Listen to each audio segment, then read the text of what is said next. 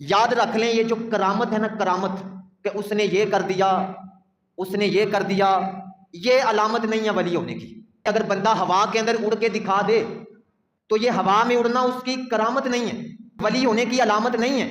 اگر وہ پانی کے اوپر چل کر دکھا دے، یہ پانی کے اوپر چلنا اس کے ولی ہونے کی علامت نہیں ہے۔ ہاں اگر یہ دو علامتیں جو اللہ نے قرآن پاک میں بیان کی ہیں، یہ دو علامتیں اس کے اندر پائی جاتی ہیں، اس کے بعد وہ اس طرح کا کوئی کام ہوتا ہے تو پھر کرامت ہے۔ وہ کون کون سی؟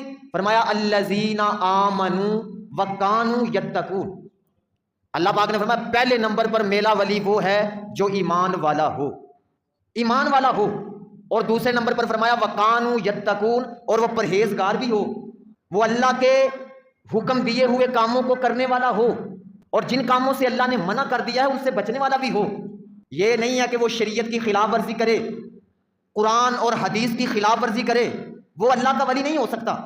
یہ بڑی بڑی گاڑیاں، بڑی گدی پہ بیٹھنا، یہ ولی ہونے کی علامت نہیں ہے۔ ولی ہونے کی علامت کیا ہے؟ دو نشانیاں یاد کر لیں۔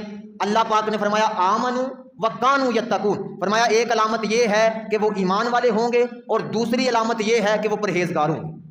اگر یہ دو علامتیں پائی جاتی ہیں، اس کے بعد اگر کوئی خلاف عادت کام ہوتا ہے تو وہ کرامت ہے۔ اگر یہ دو علامتیں نہیں پائی جاتی پھر وہ ولی نہیں۔ اب شریعت کی خلاف ورزی کرنے والا ہو، شریعت کو توڑنے والا ہو، حرام حلال کا اسے پتہ نہ ہو، اور عورتوں کے ساتھ بیٹھ کے گپے لگانے والا ہو، وہ اللہ کا ولی نہیں ہے۔ کیونکہ اللہ کے ولی کے لیے نشانی یہ ہے وَقَانُوا یتقون، ایمان بھی ہو اور ایمان کے بعد وہ پرہیزگار بھی ہو، تقویٰ بھی اس کے اندر ہو، پھر وہ اللہ کا ولی ہے۔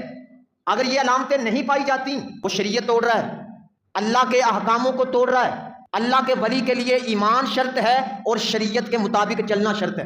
اگر یہ دو علامتیں، اور ایک علامت نبی کریم صلی اللہ علیہ وسلم نے بھی بیان کی، نبی کریم صلی اللہ علیہ وسلم نے فرمایا اللہ کا ولی وہ ہے جس کو دیکھنے سے اللہ یاد آ جائے، اس کی زیارت ہو تو اللہ یاد آ جائے، اللہ یاد آ جائے۔ نبی کریم صلی اللہ علیہ وسلم نے فرمایا یہ اس کے ولی ہونے کی علامت ہے۔